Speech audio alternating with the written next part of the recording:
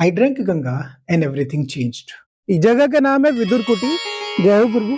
और मेरे यहाँ है इस वक्त गंगा जी। कल रात मैं विदुर कुटी आ गया था। ये महाभारत की धरती है और मैं कौरवों की राजधानी हस्तिनापुर से सिर्फ 30 या 35 किलोमीटर की दूरी पर हूँ। आज हम लोग सब साथ चलेंगे और हस्तिनापुर पहुंचेंगे। यार ये गंगा जी को कैसे पार कर रहे हैं?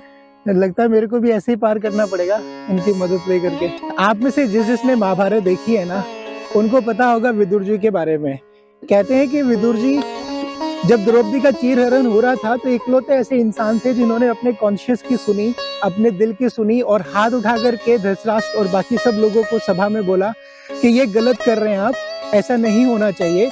लेकिन उनके चचेरे भाई धृतराष्ट्र ने नहीं सुनी, उनके भतीजे दुर्योधन ने नहीं सुनी, और जो हुआ उसके बाद तो सबको पता है।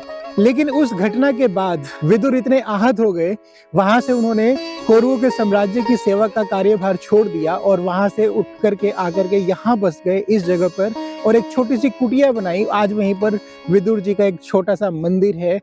आज हम लोग गंगा के किनारे सफर करते हुए अगले पड़ाव की तरफ पहुंचेंगे और लोगों से जो कहानियां गंगा माता के बारे में और इस जगह के बारे में है वो सब साझा करेंगे।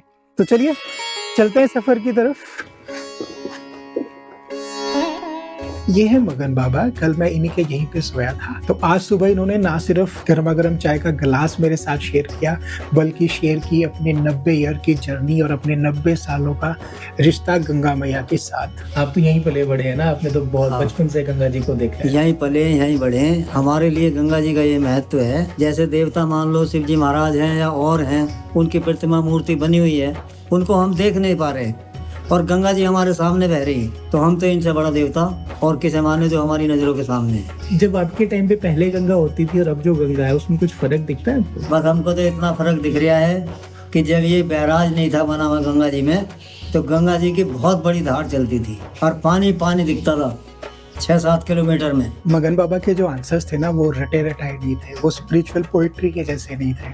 उनके आंसर एकदम रियल थे, एकदम रॉ थे। उन्होंने बताया कि कैसे उनकी आंखों के सामने गंगा के उन्होंने अलग अलग रूप देखे। जब गंगा जी में फ्लड आती है ना, तो ये सिर्फ जमीन ही नहीं छीनती, ये लोगों की जिंदगियां भी छीन लेती है। लेकिन इस सब के बावजूद खेतों में पानी इसी से होता है, फसलें इसी से पैदा होती हैं। जो आसपास रहने वाले लोग हैं, उनका जो एग्जिस्टेंस है वो इस नदी की वजह से ही तो है। और यही मेरा आज का सबसे पहला सबक था कि पिछले 90 सालों से गंगा कोई एक वस्तु या एक नदी नहीं है, ये लगातार बदलती रहती है। मैंने एक रूल बनाया है, तो मेरी जो सुबह है वो गंगा घाट पर होगी और मेरी जो शाम है वो भी गंगा जी के घाट पर ही होगी। और इसके लिए जरूरी है कि मैं पूरे दिन गंगा जी के नजदीक रहूं। लेकिन ये सुनने में जितना आसान लगता है, करने में उससे कहीं ज्यादा मुश्किल है। जितनी भी मेन रोड्स हैं वो आपको गंगा जी से दूर ले जाती हैं। जो बड़े बड़े हाईवे हैं वो गंगा जी को इग्नोर करके बनाए जाते हैं। तो सही मायने में अगर मैं गंगा जी के किनारे किनारे चलना चाहता हूँ तो मुझे छोटी छोटी पगडंडियों, छोटे छोटे रास्तों से होके गुजरना पड़ेगा। ये रास्ते खेतों के बीच से होके जाएंगे,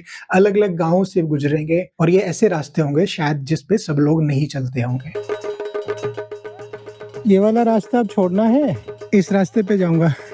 जर्नी आसान नहीं हो रही है, मुश्किल से मुश्किल होती जा रही है। यार गंगा जी बहुत परीक्षा ले रही है मेरी, समझ में नहीं आ रहा है कि क्या करूं।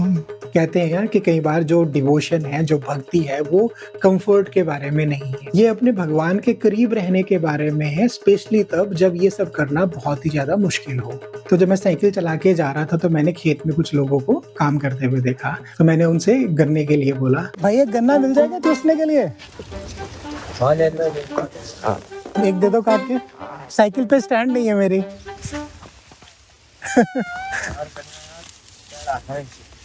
कैडा वाला है, हुक्का सा ढूंढ दो कोई। बोल रहे कि ये कैडा गन्ना, कैडा मतलब very hard to peel it off and then maybe eat. अच्छा हाँ, आपने ढूंढा तो है, मिला होगा तो। ऐसे दिल कर पड़ा मेरा आज, मैं क्या चलो। कहाँ से हो? चंडीगढ़ से। इधर कहाँ है? अरे हाँ, ये तो छिल भी नहीं रहा। छिल नहीं रहा है, जोर लगेगा। मैं अभी जा रहा हूँ हस्तिनापुर। 1-2 महीने के लिए क्या हुआ था? गंगा आ गई थी हम खेतों में। अच्छा इसलिए गिर गया सारा? हाँ सारा गन्ना गिर गया। हाँ, बात कर रहे हो? हर साल आते हैं।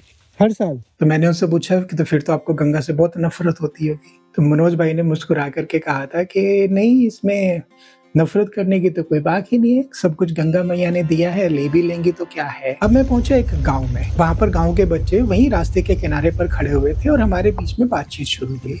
क्या कर रहे हो आप लोग? कुछ नहीं, बस बातें करते हैं। अरे यार, ये बैट कैसा है दिखा ना, देखो ये कैसा बैट है? ये तो बड़ा सही है। ये कट होता है इसमें बैट में, जिससे जो फोर्स ज्यादा लगती है बैट से बॉल की तरफ। और ये सीधे है तो हल्का हो गया इससे। कटिंग होगी इसमें तो उसकी जो वुड थी एक्स्ट्रा वो निकल गई, पंच ज्यादा आता है बैट में। और ये टेनिस की बॉल के लिए बनाया है। लेदर उसका टूट जाएगा। आप सब लोग यहाँ रायपुर के हो, हाँ गंगा के किनारे पैदा हुए, जी। अभी सारी उम्र गंगा देखते हुए आए अब तक, तो मुझे बताओ गंगा का क्या मतलब है आपके लिए? एक तरह से गंगा हमारी लाइफ का पार्ट बन गई है। गंगा माँ की समान है कि हम उसकी पूजा भी करते हैं, उसके पास रहते हैं, हम पूजते हैं। ऐसे भी होता है कि जो गंगा का जल स्तर है वो बढ़ जाता है तो हमारे पास मतलब उसका जल स्तर इतना बढ़ जाता है कि यहाँ तक आ जाती है गंगा, तो उस टाइम पे कठिनाई अच्छा, भी होती है क्योंकि हमारा आने जाना जो है बंद हो जाता है। फिर क्या करते हैं? फिर तो जो कुछ पैदल निकलते हैं, कुछ बोट से भी जाते हैं। कितने दिन पानी रहता है यहाँ पे? लगभग 1 महीना 1.5 महीना। तब तक पानी उतरता ही नहीं। कभी बहुत ज्यादा नुकसान हुआ, घर डूब गए? हमारे घर में था। तुम्हारे घर के अंदर? तुम कहाँ थे फिर? घर में थे, 2 मंजिले पर। छत पे चले गए? नीचे वाले फ्लोर पे पानी था, ऊपर वाले पे ठीक था? नीचे वाले भी रहता है। पशुओं का क्या होता है फिर? पशुओं को दिक्कत होती है, उनको खाना नहीं मिलता सही टाइम पर। हाँ। वो जहाँ पर बैठते हैं वहाँ पे गीला गीला रहता है। और जब मैंने उनसे पूछा कि गंगा तो तुम्हारी फसलें बर्बाद कर देती है, तुम्हारा गंगा का पानी तुम्हारे घरों में घुस जाता है, उसके बावजूद भी तुम गंगा को रिस्पेक्ट कैसे कर सकते हो? और उनका आंसर एकदम सिंपल था। फिर भी गंगा को मैया बोल रहे, इतना परेशान हो गए। उसकी वजह से तो हम चलते आ रहे हैं। वो तो रोज मेरे इस सवाल का जवाब देते हुए उन्होंने किसी मैथोलॉजी के बारे में बात नहीं की, उन्होंने किसी ग्रंथ से, गीता से कोई कोट पढ़ के नहीं सुनाया। उन्होंने कहा कि ये तो गंगा मैया है और वो तो हमारी अपनी है। तो अब तो एक लाइफ का पार्ट सा बन गया है। अगर वो हमसे नाराज हो जाए और हमसे सब कुछ छीन ले, उसके बावजूद भी तो वो हमारी अपनी ही रहेंगी। तब जाके मुझे एहसास हुआ कि ये जो छोटे छोटे बच्चे हैं ना, इनको कुछ ऐसी समझ है जो कि हम जवान होने पे भूल जाते हैं। इनके हिसाब से आप एक ही चीज को प्यार भी कर सकते हो और उससे डर भी सकते हो। उनके हिसाब से प्यार और डर दोनों ही सच हैं और दोनों ही एक दूसरे के पूरक हैं। सही है। चलो, बहुत बढ़िया लगा मिलके आप लोगों से। अब जब मैं इस हैंडपंप पे खड़ा था और हैंडपंप से निकलते हुए पानी को देख रहा था, तो उस पानी को देख करके मेरे मन में एक सवाल आता है। जमीन के नीचे गंगा जी का पानी और जो जमीन के नीचे पानी है, वो दोनों तो एक दूसरे के साथ इंटरकनेक्टेड है। तो क्या इसका ये मतलब हुआ कि जो पानी हैंडपंप से बाहर आ रहा है वो गंगा जल है या फिर वो सिंपल पानी है? और अगर गंगा सैक्रेड है बिकॉज वो एक फिजिकल एंटिटी है, बिकॉज वो एक नदी है जिसको हम देख सकते हैं, तो क्या जब उसका पानी छनता हुआ जमीन के नीचे जाकर के इकट्ठा हो जाता है और हैंडपंप से निकल के बाहर आता है, तो क्या वो अपनी सेंटिटी खो देता है? मगन बाबा ने भी इसके बारे में कुछ चीजें कही थी। कहीं का भी जल लोगे तुम तो वो जल अशुद्ध है और गंगा जी का जल अशुद्ध नहीं। तो उस हैंडपंप से ना सिर्फ मुझे पानी मिला बल्कि मिला एक सवाल, और जिसका आंसर मेरे पास तो बिल्कुल भी नहीं है। और शायद गंगा जी को फॉलो करने का मतलब भी तो यही है, जिसमें जरूरी नहीं कि आपको हर एक सवाल का जवाब मिले। इसमें ज्यादा जरूरी बात ये है कि क्या आप उस सवाल को अच्छे तरीके से समझ पाए हो। जहाँ तक हो सके गंगा जी के किनारे चलने की कोशिश के दौरान मैंने एक और गांव को पार किया। खेतों के बीच से होता हुआ फाइनली जाकर के मैं उस रोड पे कनेक्ट हुआ जो मुझे अब सीधे हसीनापुर की तरफ ले जाती जाएगी। मुझे नजर आ गया गंगा जी का पुल, यानी मैं गंगा जी के नजदीक आ गया फिर से। दोपहर के बाद का वक्त हो चुका था, तो मनोज भाई से जो गन्ना लिया था वहीं सड़क के किनारे पुल के पहले बेंच के ऊपर बैठ करके मैंने वो गन्ना खाया।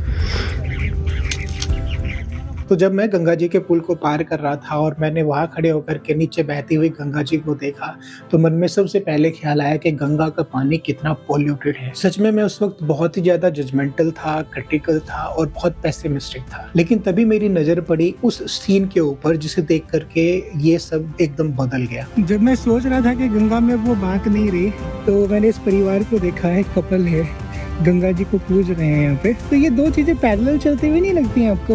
वो पी भी रहे हैं इसी पानी को, पता है? शिट मैन, पानी तो उतना अच्छा नहीं है, फिर पिया कैसे जा रहा है? मेरे मन में सबसे पहले विचार आया कि ये पागल हो गई है, ये पानी इतना गंदा है, उसको ये कैसे पी सकती है? हैरानी की बात है ना।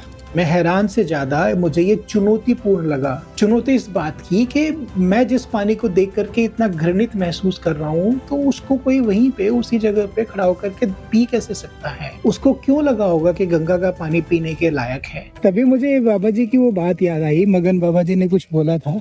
चाहे उसमें मरे हुए मृत्यु जीव तमाम बह रहे हैं, आ रहे हैं, जा रहे हैं। जितने मुर्दे फूकते हैं उसमें से भी 2 किलो 3 किलो 2.5 किलो रोक के, और वो भी गंगा जी में चढ़ाया जाता है। और तब भी लोग उसको पी रहे हैं, अमृत समझ रहे हैं। और किसी जल में घेर दो तुम तो कोई जल को पिएगा तो क्या, छुएगा भी नहीं, लेकिन वो फिर भी शुद्ध है।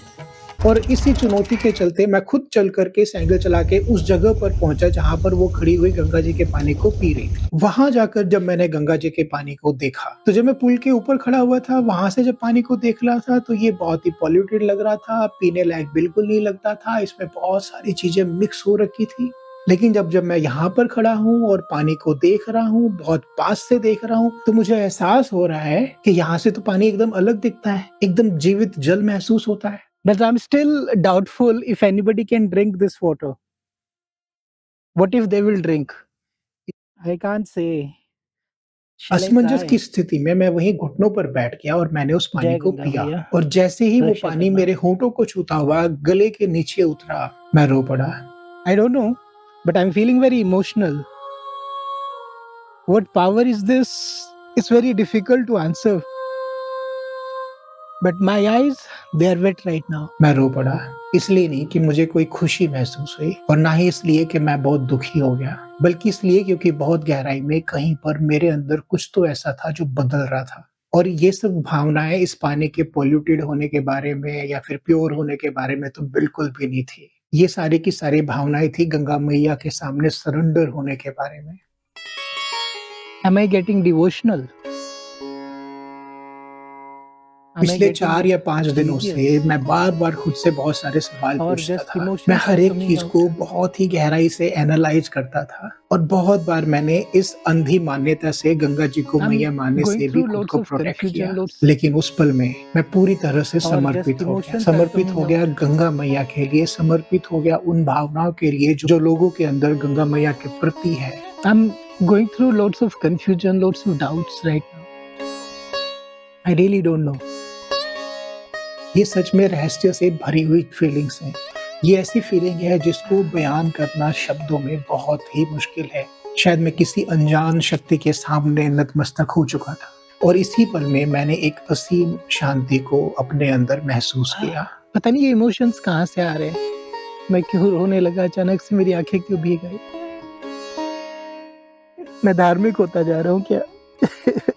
मेरी आंखें भीग चुकी थी, मेरे हाथ कांप रहे थे, और मेरी आत्मा बहुत गहरी शांति को कहीं महसूस कर पा पर रही यहाँ बैठ के थी। अच्छा इन्हीं लग रहा है। पलों में मैंने वहां यहाँ बैठे बैठ के हुए सच में खुद अच्छा से लग रहा है। एक सवाल पूछा। Am I getting religious? और just emotions are coming out. हो सकता है मैं रिलीजियस हो गया हूँ या नहीं हुआ हूँ, लेकिन एक बात तो मुझे पक्की थी कि अब मैं पहले से कहीं ज्यादा खुद को इंसान महसूस कर रहा था। पर यहाँ बैठ के अच्छा लग रहा है।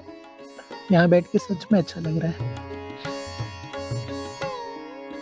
हमारा ये सफर यहाँ से आगे जारी रहेगा, लेकिन अब मैं वो इंसान तो नहीं हूँ जिस इंसान ने सुबह ये जर्नी शुरू की थी। और ऐसा मैं इसलिए कह पा रहा हूँ क्योंकि मैं अब सिर्फ गंगा जी को नहीं सुन रहा हूँ, अब मैंने खुद को सुनना भी शुरू कर दिया है। और शायद ऐसा पहली बार हो रहा है जब मैं गंगा जी से सवाल पूछ रहा हूँ और मुझे उनके जवाब वापस मिल रहे हैं। अब आपसे जल्दी मुलाकात होगी, अपना ध्यान रखिए। जय गंगा मैया।